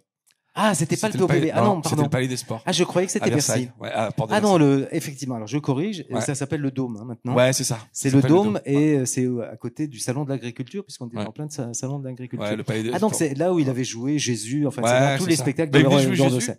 Et après, derrière, il montait Jules Ouais. César. Et ouais, et alors, pareil, une petite anecdote. J'ai un copain qui me dit, tiens, il y a Robert Hossein qui monte Jules César de Shakespeare. Je dis, tiens, je connais la pièce, c'est marrant. Et il va pour auditionner. Il avait besoin de quelqu'un pour donner la réplique. Et j'y vais, je suis un copain, j'y vais. Et c'est le truc cruel qui arrive parfois. Robert Hossein me prend moi et pas le copain. Voilà, c'est la vie. Voilà. Le copain m'en voulait pas, c'est la vie, de toute façon. Et Robert Hossein, mais quel homme merveilleux. Mais si vous saviez la chance de rencontrer un mec comme ça, mais c'est des gens habités par une passion. Alors, moi, je suis passionné, mais je suis rien du tout à côté. Mais c'était des gens, mais c'était merveilleux des gens comme ça. C'est beau de voir des gens comme ça qui étaient pas jeunes à l'époque. C'est beau que des gens comme ça, habités par leur métier, par leur passion, et puis l'envie de transmettre, l'envie d'en parler, là, l'envie de donner. C'était. Puis il y avait 100 figurants. Enfin, c'était un truc de malade. Ouais, avec 4000 spectateurs par soirée. Hein. Ouais, c'était Mhm. 5000. 5000. 5000. Ouais. Donc c'est Pendant 8 mois. C'est Ouais. complètement fou. Hein. De dingue, un truc de dingue. Des Mhm. trains entiers venaient, je me souviens, c'était fou, c'était impressionnant. Allez, regardons la photo Je suivante. suis très inquiet. Ah ouais, Frédéric. ouais. Ça, c'est en ce moment, ça. Ave César. Ouais. Nous allons parler d'Ave César. Allons-y, rentrons dans le vif du sujet. Dans Ave César, qui est César? Venez voir la pièce. C'est qui est César? La question, elle est vache. Ouais. Non, alors, c'est un peu vache parce que j'ai vu la pièce et parce que César a failli porter mon nom de famille. Ouais, je sais, ouais. Georges. Ouais. George. Oui, George. Ouais, C'est c'est ça. une pièce assez extraordinaire. On va pas le dire, alors on n'est pas obligé de le dire. Hein. Que la pièce est Non, extraordinaire. parce que qui est César? Ouais, mais non, faut pas le dire. On va pas le dire. Faut Non, pas non, le on va pas tout dire. Ouais. C'était Mais une- alors, cette pièce, c'est un joyau et on la doit à une autrice qui s'appelle Michelle Raymond, Ouais, que je connaissais pas. canadienne de Vancouver. Ouais. Et Sexy Laundry, c'est le titre Oui, original. alors le titre, on le trouvait pas terrible, Non, Sexy c'est pas Laundry. terrible, hein. Ça veut dire laver son linge. Mais Sexy Laundry, phonétiquement, c'est pas beau. On l'a cherché, j'ai trouvé ce titre qui va bien par rapport à la pièce. Ce qui va bien par rapport Voilà. effectivement au Et, César en question. Peu importe Mhm. que je l'ai trouvé, mais on s'en fout. Mais voilà, c'est voilà. Et peut-être qu'avec César, t'apporteras un Molière. Et on verra. Et Ouais. voilà. Et Christelle, Christelle Reboul, c'est une grande comédienne de théâtre que vous avez dû voir à la télé aussi, elle était dans Le Cher Voisin. Voilà, mais c'était une grande. Elle venait de jouer à Elvire dans Don Juan. C'est une grande comédienne de théâtre. C'est un Stradivarius. Voilà, j'ai de la chance moi avec mes partenaires. De toute façon, vous savez, dans mon métier, je vais vous dire une chose. On fait rien sans les autres. Dans beaucoup de métiers, hein, c'est comme ça. Mais moi, je peux vous dire, je suis bien, c'est pour le savoir, sans les techniciens qui se font chier à nous mettre la belle lumière, sans le partenaire qui est formidable, sans les autres, on est pot de balle. Ça c'est un truc que je sais depuis le début que je démarre, mais ça se confirme, disons. Ouais, ça se confirme. Et là, quand on n'est que 2 sur scène, c'est mieux si le partenaire est bien. Et là, je n'ai pas un partenaire bien, j'ai un partenaire exceptionnel qui est Christelle. La pièce, on l'a jouée déjà presque 300 fois. Et on est 2 sur scène, donc ça dure 1h30. Donc vous êtes sur scène tout le temps. Hein. On sort jamais de scène. Voilà, c'est une histoire assez banale. Mais les histoires de couple, on en lit beaucoup au théâtre, mais des fois, bon, c'est assez banal. Sauf que là, cette pièce, elle est extraordinaire. Voilà, elle est vraiment merveilleuse. Elle parle à beaucoup de gens. Ce qui est très beau, c'est que les gens nous disent en sortant, ah, on a ri, hein, mais on a pleuré aussi. Oui, alors c'est Ouais. bon, mais c'est aussi un moment, c'est Ouais. un peu une scène de ménage aussi. Hein. Si vous voulez, ouais, si tu veux, bien sûr. Pas sur les scènes de ménage, oui, bien sûr, dans tous les couples. Mais là, l'écriture est très très belle parce que ça parle de gens qu'on croit connaître, qui sont des copains ou nous-mêmes. Hein. C'est un peu ça. Qui sont mariés depuis 25 ans. Et puis, bon, la libido, voilà, il y a de la fatigue. Et la femme, comme parfois dans les couples ça se passe assez souvent, c'est la femme qui prend les choses en main, qui dit bon, on va réveiller tout ça. Et elle loue une chambre d'hôtel un peu soi-disant sexy pour que voilà. Un peu coquin. Coquin, ouais. voilà. Mm. Et ça n'a pas très bien se passer, en fait. Parce que les choses vont se révéler, voilà. Et puis, bon, faut voir la pièce. Mais c'est merveilleusement écrit parce que on passe par plein de sentiments, tu l'as vu, on passe par tous les sentiments. On rit, on pleure, nous, hein, le public aussi, mais on rit, on pleure, on est en colère. Comme c'était des gens... c'est un couple comme vous et moi, enfin peut-être que vous avez l'habitude, mais moi j'ai pas l'habitude, comme vous et moi qui décident de faire des choses un peu coquines, qui n'ont pas l'habitude, elles se déguisent, des trucs en cuir, tout ça. Sauf que on rit parce qu'ils sont maladroits. Pour ça, on rit pour ça. Mais dessous, il y a de l'amour. C'est de l'amour qui ne sait plus comment se le dire. C'est ça qui est très beau. C'est un couple qui fait 25 ans qui vivent ensemble et ça parle à beaucoup de gens. Hein. Je vais vous dire que dans la salle, on entend des fois des gens, ah, tu vois, je t'avais dit. Ouais, c'est super. Mais je pense que ça suscite c'est très des émouvant. Hein, après aussi. Comment? Les spectateurs, ça suscite des discussions après. Ah, complètement. Après, ouais, bien sûr. Ouais, c'est merveilleux. C'est une pièce, mais assez extraordinairement écrite. Ouais. Et à jouer, on peut la jouer 600 fois. On va la jouer encore 70 fois là en tournée. C'est formidable. Et ta tenue sexy à toi sur scène, c'est le pyjama. C'est un pyjama. Ouais. Voilà. Beau pyjama. Ouais. Un beau pyjama. En tout cas, c'est une véritable performance. On va passer à une troisième question de Daron. Ah, je suis très inquiet. Salut Fred. Alors, on nous a demandé de te poser une question, donc je vais y aller tout de go. Donc, ta femme est costumière. Est-ce que tu pourrais nous dire, nous raconter, quel est ton rapport privilégié et intime avec les cintres? Allez, salut. C'est un truc perso, ça. C'est petite anecdote. J'ai 2 ennemis, moi, dans ma vie, c'est les cintres et les cafetières. Voilà, parce que ça marche jamais. Voilà, c'est mes ennemis. Chacun ses ennemis. Hein. Voilà, c'est lamentable, hein, c'est concernant. Dès que j'accroche un cintre, parce que nous, je vous ai dit, dans les darons, on fait tout. C'est bio, on fait tout, on fait la mise en scène. C'est nous qui changeons les costumes, c'est nous qui les accrochons. Enfin, et à chaque fois que j'accroche un costume sur un cintre, ça se casse. Donc les copains se foutent de ma gueule depuis des années avec les cintres. C'est pour ça qu'il dit ça, cet imbécile. Allez, on va regarder la photo suivante. C'est donc Fred Bianconi. Ah voilà, oui, c'est ça. Qui jouait dans Engrenage aussi. Mmh. Donc, on regarde la photo suivante. Voilà. On arrive à Scène de ménage. C'est la photo des 10 ans de Scène de ménage. Ouais. Ah, c'était les 10 ans, là. Oui, c'est la photo qui date des 10 ans. Et on va peut-être dire un mot du créateur de Scène de ménage, Alain Capoff, qui est parti, en fait, pour Scène de ménage d'une série espagnole. Ouais, Escena de Matrimonios. Oui, si. Escena de Matrimonios.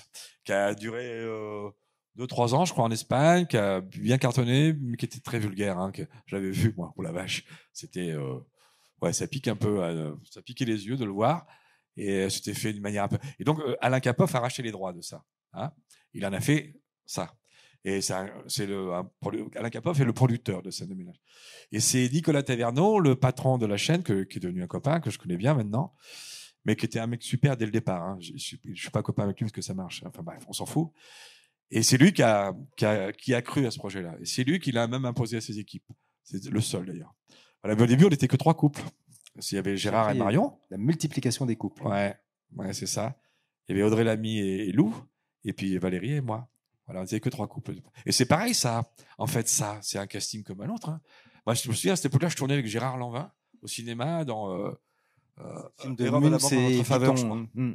Erreur de la banque contre faveur. Et, enfin bref, je sortais de là, et je passe le casting, et je lui dis, ah ouais, tiens, c'est marrant. Je passe le casting, et je fais pas gaffe. C'est après qu'on rigole de ça. Pour moi, c'est un casting comme un autre. Et d'ailleurs, je vais vous dire, petite anecdote, c'est des fois quand vous faites un casting, on vous rappelle, quand on se dit, ah tiens, celui-là, il est pas mal, on vous rappelle pour revenir. Et je passe les essais, et je m'en souviens maintenant, parce que on en rit entre nous, avec le producteur, on se marre. Je passe les essais, et puis je fais autre chose, je suis dans un studio, je crois que j'étais avec Gérard Lanvin, d'ailleurs. Ça fait bien, ça fait classe de dire j'étais avec Lanvin. Mais c'est vrai, en plus. Et on me rappelle, mais 3 semaines après, on disait, bonjour, on vous a bien, ça a bien plus ce que vous avez fait sur le casting. Est-ce que vous pourriez revenir? Et moi, je leur dis, mais excusez-moi, je sais plus. Quel casting? C'est quoi? C'est quel casting? Je m'en souvenais pas, je suis sûr, c'est vrai. Et je suis retourné, puis voilà. Ouais, peut-être que si ça avait été un casting avec Spielberg, tu en serais j'en sais rien. Et puis j'ai rencontré Valérie, c'est pareil, Valérie Carcinti, que je dis. Entre Valérie Carcinti et puis Christelle, c'est une chance extraordinaire. Ouais. On a tourné hier d'ailleurs. Ah oui. Ouais. Bon, on va en parler. On a beaucoup ri. Ouais, on va avoir une pensée, bien Marion. sûr, pour Marion Gamme. Ouais, Marion, bien sûr. Avec Gérard Hernandez. Ouais. Et toi sur cette photo. Ah, donc, dessus, ouais. Huguette et Raymond. Alors, est-ce vrai que le prénom de ton papa, c'était Bernard? Ouais, Raymond. Mais ouais. on l'appelait Raymond. Ouais, c'est vrai. C'est quand même curieux, non? Ouais, c'est curieux. J'ai jamais Raymond, su, c'était Raymond. que truc de pote, je sais pas, j'ai jamais compris pourquoi, je sais pas. Ouais. Ouais, effectivement. Alors, on continue. C'est quoi le cochon qui... Ah, c'est moi. Ah, d'accord. C'est très moche cette photo. Allez, on reste avec scène de ménage. Ah ouais, quel mec sympa. Qu'est-ce qu'il est sympa ce mec. Quel amour. Donc, alors cette fois-ci, tu peux nous dire un mot de Valérie Carcinti, peut-être un peu plus longuement. Oui, ta partenaire. Ouais, alors volontiers. D'ailleurs, pour passer les essais, je sais plus qui j'ai dit ça tout à l'heure. Je passe les essais de scène de ménage, d'accord. On me retient, c'est tout ça, je suis après. Ils cherchaient les coupes. Et il se trouve que pour eux, enfin pour la prod et la chaîne, c'est moi a priori qui fais l'affaire. Mais il fallait trouver la femme. Donc j'ai passé plusieurs essais après avec d'autres comédiennes avant. Et c'est fou quand même ce métier quand même. Je vous assure, j'ai passé des essais avec des comédiennes et très connues. Hein. Oui, je alors dis pas le nom. Ça, tu le dis souvent, mais tu ne cites aucun nom. Non. Non, sauf jusqu'à ce soir. Tu n'as jamais cité de nom jusqu'à ce soir. Non, par courtoisie, je le ferai jamais. Ou un peu bourré, mais je le ferai jamais. Par courtoisie, je le ferai pas. Mais des super comédiennes en plus. Et à chaque fois que je rentrais chez moi, je disais à ma femme, alors là, ce coup-ci, c'est elle. C'était jamais elle. Et un jour, arrive Valérie. C'était pas la plus connue. Vous savez, c'est comme en amour. Hein. C'est un coup de foudre artistique. C'est pas on n'est pas amoureux. Elle a son mari, moi j'ai ma femme, tout va bien. On part en vacances, on est très amis, on part en vacances ensemble, on est super potes. On se connaissait un peu avant déjà. Arrive Valérie. Et je sais pas comment vous dire. Je me souviens très bien, on n'avait pratiquement pas dit un mot du texte, mais on a improvisé dans la situation. Et puis ça a été tout de suite, quoi. Et Valérie Carcinti est une très grande comédienne aussi, qui fait beaucoup, je pense que vous l'avez dû la voir dans plein d'autres films, des trucs, des machins. Voilà, c'est une comédienne de théâtre aussi, beaucoup. Donc, comment se construit, se réalise scène de ménage, sachant qu'il y a 25 auteurs, c'est ça qui, ouais, toi, tu as écrit même toi-même au début. Je suis auteur. Alors, j'en ai écrit au début. Maintenant, j'ai plus le temps. Je fais pas. Puis, je laisse la place un peu à mes camarades. C'est pas facile d'ailleurs d'écrire pour scène de ménage parce qu'il n'y a pas de vanne. C'est pas du stand-up. C'est pas des histoires drôles. Il n'y a pas de vanne. C'est pas une phrase. Non, c'est des situations qui sont drôles. Alors, c'est plus difficile à écrire, mais c'est beaucoup plus payant. Et à jouer, c'est plus intéressant. Et non, mais parce que quand je disais qu'on dépend des autres, alors pour scène de ménage, c'est une machinerie de guerre derrière. Quand je dis c'est une machinerie de guerre, c'est très impressionnant. Même encore maintenant, au bout de 15 ans, il y a 25 auteurs, il y a 5 réalisateurs. C'est nous qui choisissons les textes. Ça se fait jamais nulle part. Hein. Hier, c'est ce que j'ai fait toute la journée. Hier, quel jour on est ? Nous sommes jeudi. Non, hier j'ai tourné, mais avant-hier, toute la journée, on a lu une centaine de textes. Ouais. Parce que c'est ça. Hein, donc, il y a en quelque sorte, on pourrait dire qu'il y a un casting de textes. C'est ça. Mais il y a que cette production-là qui le fait. C'est très intelligent parce que Alain Capoff, le producteur, a dit si vous trouvez c'est pas drôle, ça sera plus difficile d'être drôle. Et je tourne beaucoup de choses. Dieu sait si souvent on nous fait dire des textes qui sont pas terribles. Là, on choisit les textes. C'est-à-dire que sur 100 textes qu'on a lus avant-hier, on a dû en regarder parce que nous on a des chiens en plus avec Valérie, on est des casse-couilles. Hein, c'est-à-dire qu'on aime bien quand c'est, on aime bien quand le travail est, enfin on va le verre il est là, il est pas là. On est vraiment comme ça, on est des pénibles. Mais on a raison, hein, faut que le travail soit le fait au mieux. Après, ça plaît ou ça plaît pas, mais nous on veut que ce soit le mieux possible. Donc voilà, sur 100 on en garde 20. Donc c'est pas beaucoup. Hein. Alors voilà, et après donc on se retrouve sur les plateaux à tourner, c'est formidable. C'est des textes qu'on a choisis, vous vous rendez compte. Et après nous on change pas, comme c'est des textes bons, on les change pas tellement. Souvent, à la fin, comme on se connaît tellement, souvent à la fin, le réalisateur dit pas couper tout de suite. Il nous laisse un peu. Un peu comme le louche, hein, c'est ce que. Oui, exactement. Mais le louche, c'est encore pire, parce que le louche, t'es là comme ça, la caméra est là, il est là à côté de toi, il est pas à l'image, il est là comme ça, alors, il est pas à l'image, hein. Et il dit vas-y, dis-lui que tu l'aimes. Alors, oui, je t'aime. Il dit non, je t'aime plus. Alors, il est là. Hein. Et c'est coupé, on n'entend pas sa voix, on le voit pas, il est collé là. Et le texte sort comme ça. Et on sait même pas quel texte on va dire. Hein. On sait pas. Mais c'est génial, moi j'ai adoré ça. Alors, il y en a que ça fait flipper, mais moi j'ai adoré ça. Donc là, et là, vous avez vos journées à tous les deux, vos journées de tournage. Alors oui, alors tout le monde, il n'y a pas de télescopage. Hein. Non, non, c'est un immense studio qui doit faire, je sais pas, 10 fois cette salle là à peu près, dans lequel il y a tous les décors. il y a le décor de nous, avec la salle de bain, les trucs, la chambre, notre terrasse, etc. Puis à côté, il y a le décor de ceux qui se accompagnent, puis voilà, etc. Il y a tous les décors dans la même salle. Donc quand on tourne, on a tourné hier, par exemple, nous, il y a que nous qui pouvons tourner. Parce que si les autres à côté tournent, d'abord, ça fait 2 écus, ça fait très cher. Il y a 40 personnes, hein. Ça ferait très cher. Et puis on les entendrait. C'est pas possible. Puis c'est un studio, c'est pas en plein air, donc il y aurait une raison. Enfin, c'est pas possible. Techniquement, c'est absolument impossible. Donc le lundi, ça a été nous. Le mardi, c'est les vieux. Enfin, voilà, ça se tourne comme ça. Enfin, les vieux, ça sera bientôt moi, hein, bientôt. Bientôt, je vais mettre une moustache, je vais remplacer Gérard. Mais alors, je regardais le lien entre tous les. Il faudrait faire une espèce d'arbre généalogique parce qu'avec en 15 ans, tous les personnages qui se sont greffés, ajoutés, la famille, les parents, etc. C'est colossal. Et le casting, c'est énorme. Tous les comédiens alors ceux qui ont joué, qui sont partis, ceux qui ont été invités, et puis il y a aussi ceux qui sont invités, des artistes invités pour les programmes plus longs, pour les prime time. Alors, je vous dis, c'est une production absolument de luxe, hein, extraordinaire. J'ai cette chance-là. Ça n'existe pas ailleurs en France. Hein. Je ne sais pas si ça existe ailleurs dans le monde. C'est-à-dire quand il y a des guests comme ça qui viennent, des invités, je préfère dire des invités, c'est plus joli. Des invités qui viennent avec nous pour le prime ou pour autre chose. Hein. Par exemple, Philippe Duquesne, c'est eux, ils m'ont dit, Fred, voilà, ce serait bien que tu aies un ami. J'ai dit, ouais, je sais qui c'est, ça sera Philippe Duquesne. Donc c'est moi qui l'ai fait venir. Mais pratiquement les 95% des gens qui viennent, c'est nous qui les choisissons. Sauf si c'est un tout petit truc, on n'a pas le temps de tout faire. Voilà, mais c'est nous qui les choisissons. C'est merveilleux. Adriana Carambeu, par exemple. Alors, quand on nous a proposé Adriana Carambeu, personne n'a dit non. Hein, ça, là. En plus, elle est super. Non, mais c'est con à dire, mais elle est super sympa et tout. Et Etchebest, qui est quand même une vedette de la chaîne. Hein. Ouais, voilà. C'était un cas un peu particulier. C'était un prime un peu particulier. Je sais plus pourquoi, l'anniversaire. Je sais plus. Mais lui, en plus, moi je suis fan de ce mec-là. Vous savez, c'est toujours rigolo les soirées comme ça où il y a plein de vedettes parce que on est tous fans les uns des autres.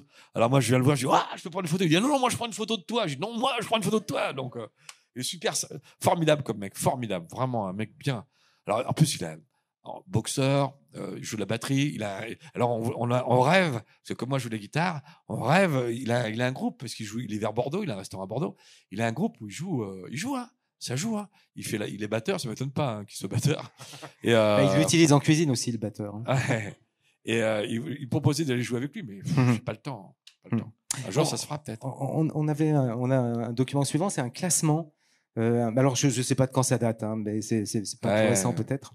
Donc les héros de série, alors c'est pour les hommes. Hein, je suppose qu'il y a l'équivalent pour les filles. Les héros de série préférés des Français, donc Gérard Hernandez.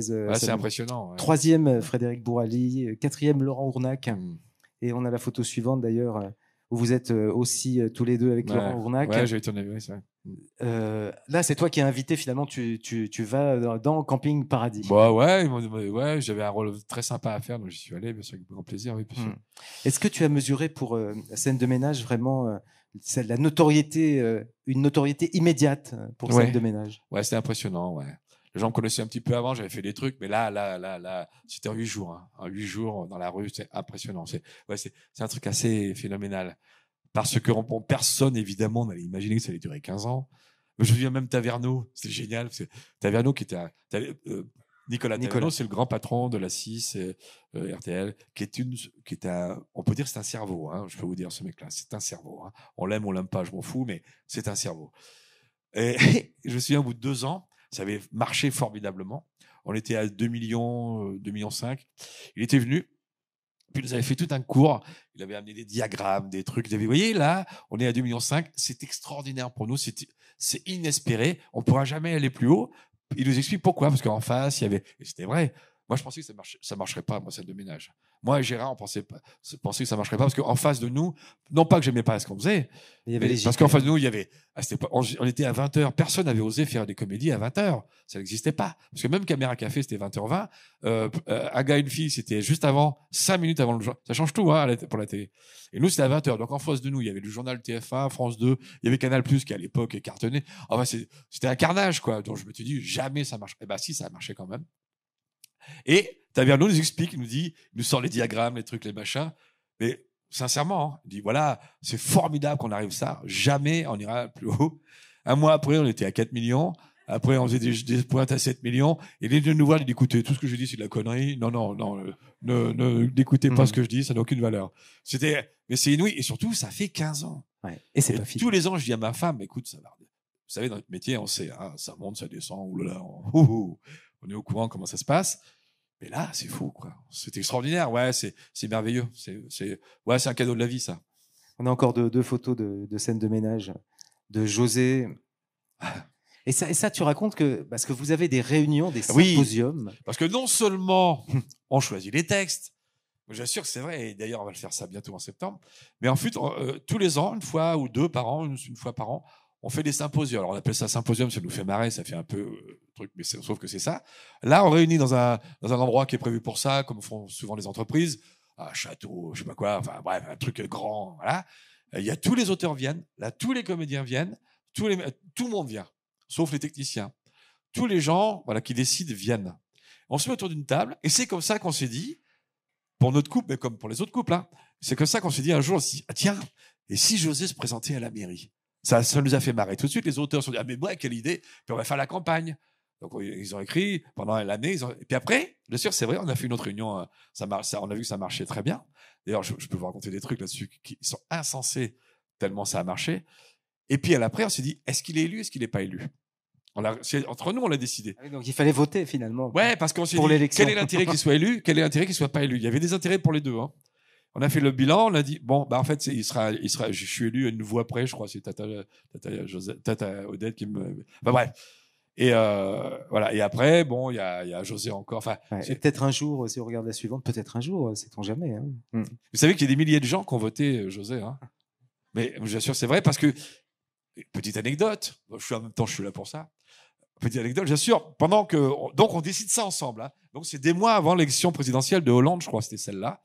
C'est diffusé pendant celle-là, je crois. Enfin, peu importe laquelle. Je ne sais plus si c'est Hollande ou c'est après. Peu importe. Et donc on décide qu'il va y avoir une campagne à faire pour José qui se présente à la mairie, ce qu'on-là, en se disant ça va être une catastrophe. Ça nous faisait marrer. Et on fait ça. Et on les diffuse. Et on les diffuse pendant la vraie campagne des élections présidentielles. Et moi, à ce moment-là, je suis au théâtre. Parce que, en fait, vous savez, ça de ménage, ça me prend 2 jours par mois. Hein. C'est très peu. Hein. Je tourne pas beaucoup. Hein. Là, en ce moment, je tourne un peu plus parce qu'ils m'ont laissé la place. En ce moment, je tourne 3-4 jours par mois. C'est peu. Hein. Donc, ça nous laisse le temps pour faire autre chose. Et là, au moment de la diffusion, j'assure que c'est vrai, au moment de la diffusion de la campagne de José, de l'autre andouille, il y a la vraie campagne présidentielle. Et moi, j'étais en tournée au théâtre.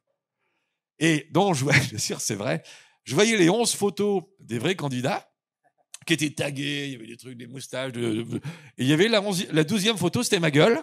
Moi, c'était pas moi, hein, qui était nickel. Qui était nickel. Et moi, ça me faisait marrer. Puis après, j'ai commencé à flipper. Je me suis dit, mais attends, ça prend des proportions. Et je vous assure, et je peux vous dire que j'avais de quoi flipper parce qu'à un moment donné, on s'amuse et on fait un truc sur Internet.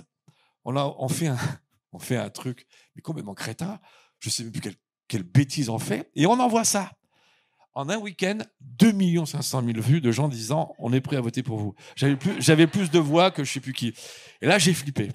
Je me suis dit, parce que moi, pour moi, je suis citoyen, la politique, je m'y intéresse. Je veux pas, ne vous inquiétez pas, je ne vais pas en parler, mais je m'y intéresse et c'est quelque chose d'important. Et je me disais, merde, les élections, c'est important. Je suis pas un clown. Enfin, je suis un clown, oui, c'est mon métier, mais je suis pas Coluche, moi. C'est un personnage, c'est pas moi. C'est un personnage. Oui, là, c'est José, c'est pas Frédéric. Moi, c'est pas Frédéric. Donc, on a renvoyé des tweets pour dire. Et après, au moment de l'élection, je vous assure, c'est vraiment là-dessus par les journalistes. Il y a, je ne sais pas combien de centaines de milliers de voix aux José. Des bulletins. Parce que les gens, pour voter blanc, bien sûr. Je sais pas. Vous inquiétez pas, je suis pas devenu fou. C'est pour voter blanc. C'est très impressionnant. Voilà, petite anecdote assez rigolote. Je sais pas si c'est rassurant, mais bon. On va regarder quelques images. Plutôt que de passer un extrait, on a choisi de diffuser quelques bêtisiers du tournage de scènes de ménage. Et on en a gardé aussi avec Marion Gamme et Gérard Hernandez. Regarde.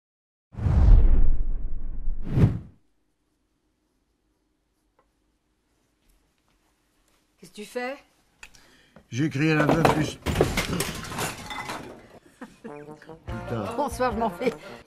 J'en reviens pas que moi aussi c'est Marie-Lou divorce. Ils s'entendaient si bien. C'est pas croyable. Excusez-moi. Ah, tu te souviens d'Éric Ménard? Non. Ah, Tu te souviens d'Éric Mazard? C'est quoi? Comment il s'appelle? T'es fou ou quoi? Oh. Tu perds la raison ou quoi? C'est Mazan. Faites-lui sa piqûre. Mais on s'en fout, Mais non. Après, moi, je vais le reprendre, son nom. C'est écrit là, Regarde, Éric Mazan. c'est Mazan, c'est Z-A-N. Ça va? Mazan. Ok. C'est bon. Éric Mazan, quoi, là, c'est quand Allez, même clair. on y va. Ah, Mazette. Ah non. Éric Mazette. Ah, non. Allez, on y va. Non. Allez. Mets-toi de profil. Lève un bras. L'autre. Penche-toi en avant. Monte un genou. Allez, je dirais... C'est bien que je tombe. T'andouille. Faut qu'il m'agoiffe? Non.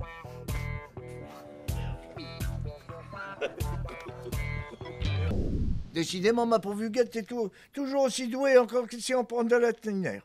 Mais l'autre là, c'est... Quoi? Qu'est-ce qu'il y a? C'est bien? Action.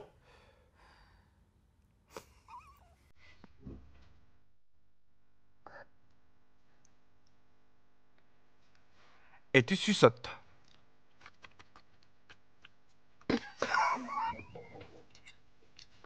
Quoi? Tout va bien? Tout est normal? Fais-le-moi pendant un bon moment que je m'habitue à l'idée. Et là, tu suçotes. Il faut que t'aspires un peu. Oh putain, j'ai chier les gars. Vas-y, il faut que je m'habitue. J'aimerais bien pouvoir faire ça. Et là, tu suçotes. Je défie quiconque Non, de tenir. non, on va pas se regarder. J'y arriverai pas non plus. Attends, Ne dis rien. Je t'en supplie, si elle est bonne, ne dis rien. On avait dû faire 50 prises, hein. C'est sûr. Grand moment, hein, grand moment. C'est peut-être le moment de boire un coup là. Hein. On va peut-être. Alors après, vous pourrez aussi, mais on va boire un coup avec modération. Ah bon? Et avec, dommage. oui, avec. Mais c'est pas fini. Hein. Qui est modération? Mais déjà. Mais Après, les gens. alors il faut montrer la bouteille aussi parce que si on montre pas la bouteille, ça tombe à plat. L'effet tombe à plat. Si c'est juste le vin dans le verre, ça tombe à plat. Donc il faut qu'on montre la bouteille. Ouais. Voilà. Donc merci. Tiens, c'est pour toi, Frédéric. Formidable. Voilà. Plaisir de recevoir, joie d'offrir. Formidable. Formidable. Chin. Allez. Voilà. Chin. Santé. On boit avec modération. Et la bouteille. Et la bouteille de ce vin du Languedoc. Ah, les darons. Les darons. Ouais, c'est ça.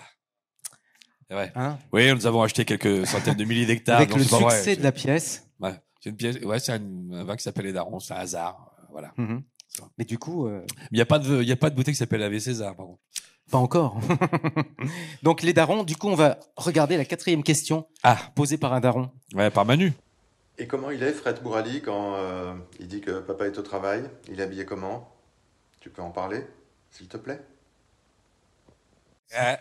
C'est un gars, parce que, bon, alors Manu, il vient d'ailleurs sur scène de ménage. Il fait un ami à moi qui joue de la guitare. Oui, il vient, il fait Miguel. Parce que c'est un super guitariste. Voilà, on fait bien les amis. Donc, c'est un grand comédien et c'est un grand guitariste avec qui on joue de la guitare tous les deux. Et il se trouve que dans le spectacle des darons, on est souvent habillés avec des costumes assez improbables. Lui, il est en drag queen à un moment donné. Moi, je suis en truc léopard avec un fouet. Enfin, voilà. Et souvent, pour déconner, quand on est en coulisses et qu'on se prépare, on se regarde, on dit papa travaille, parce qu'on sait que nos enfants. C'est une phrase qui nous fait rire. D'imaginer que nous, on est habillés en drag queen, pendant que nos enfants sont à l'école en train de, voilà. Enfin, les enfants sont grands maintenant, voilà.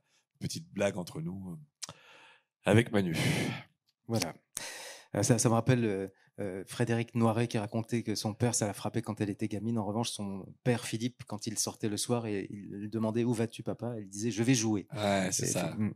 Effectivement. Donc on a une autre photo encore et puis on arrive vers la fin avant de vous donner la parole. Là, c'est aussi. Vous êtes resté jusqu'au bout. Grand ami Benabar. Tu en as déjà parlé, Bruno Benabar. Ouais. Bon, le Benabar, c'est un mec génial.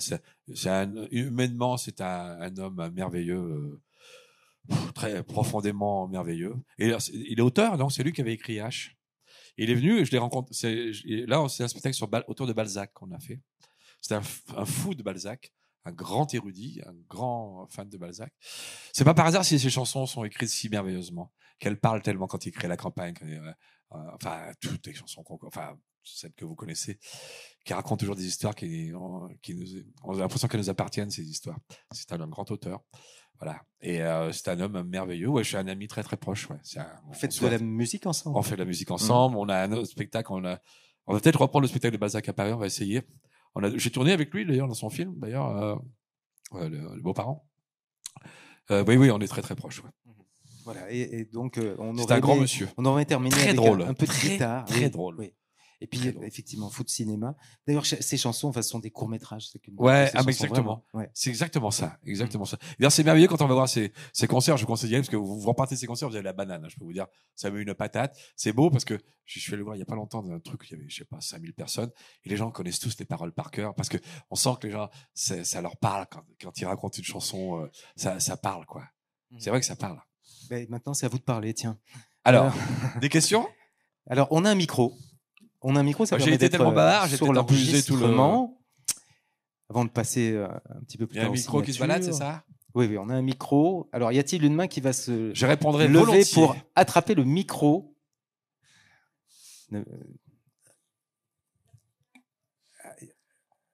Voilà. Bonsoir, dans le Frédéric. fond. Hein. Bonsoir. Ou José, parce que vous êtes où complètement dans le fond. Hein. Il n'y a pas trop de lumière sur vous. Ça y est, je vous vois. Oui.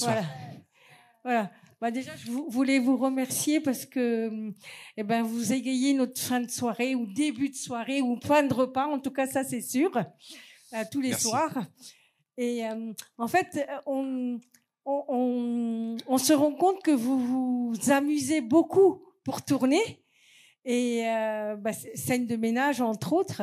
Et je voulais savoir si vous avez une complicité avec donc chaque couple ou c'est uniquement quand vous faites ce prime time que vous êtes tous ensemble. Alors, on n'est jamais ensemble, même pendant le prime. On n'est jamais ensemble. En fait, le principe il y a 2-3 principes dans scène de ménage. C'est des couples. Alors nous, on se connaît entre nous, en dehors, enfin plus ou moins d'ailleurs, mais c'est normal. Mais en fait, on tourne jamais ensemble parce que vous remarquerez dans scène de ménage, c'est des couples qui se croisent pas, qui se connaissent pas. On ne sait pas où ils habitent. On devine, mais on ne sait pas. Et on se croise. C'est le principe. On ne se croise pas. On ne sait pas. On ne se connaît pas. C'est essentiel. On a aucun. Et c'est la première fois que le dernier prime qu'on a fait avec la comète là, où on avait un sujet ensemble même. On a tous peur qu'une comète nous tombe sur la gueule. C'est le seul truc. Mais sinon, on se connaît pas. Donc c'est pour ça aussi qu'on tourne des jours différents. Voilà. Mais sinon, on s'apprécie beaucoup. Et puis, ce qui est rigolo, nous, quand on tourne avec Valérie, qu'on a tourné hier, donc, on sait les trucs qu'on a tournés. Mais quand je regarde, j'ai pas le temps de regarder scène de ménage depuis quelques mois parce que je suis au théâtre tous les soirs.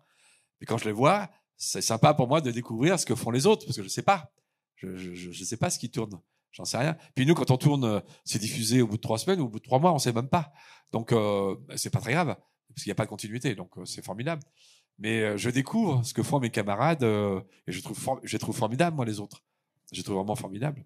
Mais vous avez développé avec Valérie Carcenti, enfin, tous les deux, une grande complicité. Ah oui. Tu le dis, vous partez en vacances ensemble, vous mangez ensemble régulièrement. Ouais. Est-ce qu'à ta connaissance, les autres couples, binômes, ont développé aussi une je crois complicité? Pas. Je pense pas, non, mais c'est le hasard de la vie. Hein. C'est pas parce qu'ils sont pas bien très sûr, amis que ça peut très très bien se passer. Voilà. Non, oui. Ouais, nous, on a particulièrement, c'est tout de suite quoi. On était très amis tout de suite.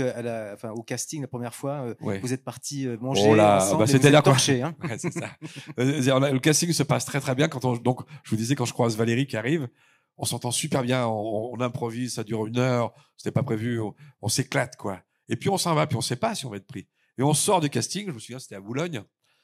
Puis on se dit allez, on va bouffer ensemble. On a le rôle, on l'a pas, on bouffe ensemble. Et puis on arrose bien le truc. Hein. Et puis on fait pas que manger, disons. Voilà. Et la nourriture liquide, on était cons parce qu'on est en scooter. Et à Boulogne, moi je devais rentrer à Montmartre. Et je dis à Valérie, on est passé à table à midi, je me souviens, et je vois à 16h. Et je dis, putain, à 16h30, il faut que j'aille chercher mon fils à l'école. La honte, hein, le père indigne, quoi. Donc je suis quand même arrivé, je ne sais pas par quel miracle vivant, à Montmartre, je traverse tout Paris, je suis allé chercher mon fils à l'école, il n'y a pas de quoi. En fait, c'est mon fils qui m'a ramené, hein, c'est pas moi qui avait 5-6 ans à l'époque. Et voilà, et on s'était dit, bon, bah, au moins, si on a le rôle, c'est formidable. Si on l'a pas, au moins, on aura passé un bon moment. Donc, allez, on fait la fête. Ouais. Voilà. Et donc, ça crée des liens. Hein. Autre question? Oui. Oui, bonsoir. Je voudrais revenir sur justement Scène de ménage et notamment par rapport à la ligne éditoriale. Alors, je reviendrai sur le couple Huguette et Raymond. Ouais. Vraisemblablement, bon après évidemment la disparition malheureuse de Marion Gamme, la ligne éditoriale est de pas l'avoir fait disparaître. Oui, enfin je sais pas trop d'ailleurs. J'avoue que je regarde pas, je sais pas trop. Mais vous savez en fait, les gens le savent pas, mais ça faisait plus d'1 an déjà avant qu'elle décède que Marion tournait pas, plus d'1 an, plus que ça même. Donc ça faisait un moment déjà que Gérard tournait tout seul. Enfin tout seul. Il a des guests avec lui, il a des invités avec lui. Il a des gens, des copains qui viennent avec lui, tout ça. Mais ça faisait un moment déjà, parce que Marion était malade. Donc on le savait, nous. Mais on le disait pas. Personne ne le savait. On voulait pas que ça se sache, par courtoisie, par respect pour la famille, pour elle surtout. Donc voilà, on l'a pas dit. Puis après, quand elle est décédée, évidemment, les gens ont su. Et voilà, après, je dirais, c'est à Gérard, mon ami Gérard, je dis mon ami parce que c'est un ami, quand je connaissais bien avant Scène de ménage, c'est à lui qui va accepter ou non de continuer ou pas. Pour l'instant, il continue. Un peu en mémoire de Marion, mais c'est délicat pour lui. Et donc, il est heureux de continuer parce que d'abord, c'est génial pour un acteur. Gérard, il a 91 ans. Vous imaginez 91 ans. 91 ans, il travaille. Il est heureux de travailler. Et c'est ce qui le porte aussi, je suppose. C'est la joie de notre métier. C'est-à-dire, c'est une chance extraordinaire. Il est devenu star, donc il a 90 ans. Donc, je suis nul en maths. Hein. Je suis toujours aussi nul. Moins 15, ça fait 75 ans. Il devient star à 75 ans. Il était connu avant, mais là, sur Scène de ménage, il devient cet acteur populaire à 75 ans. C'est absolument extraordinaire dans la vie de quelqu'un, dans la vie d'un artiste, mais la vie d'un homme aussi. Donc, Gérard, là, en ce moment, c'est lui qui gère, c'est un peu à lui. Tout est fait pour protéger. Évidemment, si vous saviez ce que la production est merveilleuse, tout a été fait pour protéger Gérard et Marion aussi, ils ont fait des choses très bien, très très bien. Après, bon, voilà, c'est la vie. Malheureusement, elle est décédée et maintenant c'est Gérard qui va décider s'il va continuer ou pas. C'est lui qui va le décider. Pour l'instant, je crois que pour l'instant, oui, il continue. Oui. Si c'est ça la question, hein, monsieur. Oui, c'était ça. C'était ça. Mais oui, vous imaginez bien que tout le monde a été extrêmement prudent, sensible à tout ça. Et on a bien. Et d'ailleurs, ça a marché. Personne n'a jamais rien su. Personne n'a su que Marion était malade. Non, j'imagine bien, parce qu'on a eu la chance de rencontrer Gérard Hernandez. Ouais. Il y a 3 ans maintenant, à peu près 3 ans. On s'est retrouvés par hasard dans le même restaurant à Saint-Jean-de-Luz et c'était nos voisins de table avec son épouse. Et on a passé un excellent moment. C'était vraiment très très sympa. Ah oui, ça m'étonne pas, ouais. Merci. Merci beaucoup. Est-ce que nous avons d'autres questions? D'autres questions pour Frédéric? Profitez-en. Hein. J'ai usé tout le monde, il n'y a plus de questions. Vous savez tout surtout de la vie, le parcours de Frédéric de Scène de ménage, pas d'autres questions? Si.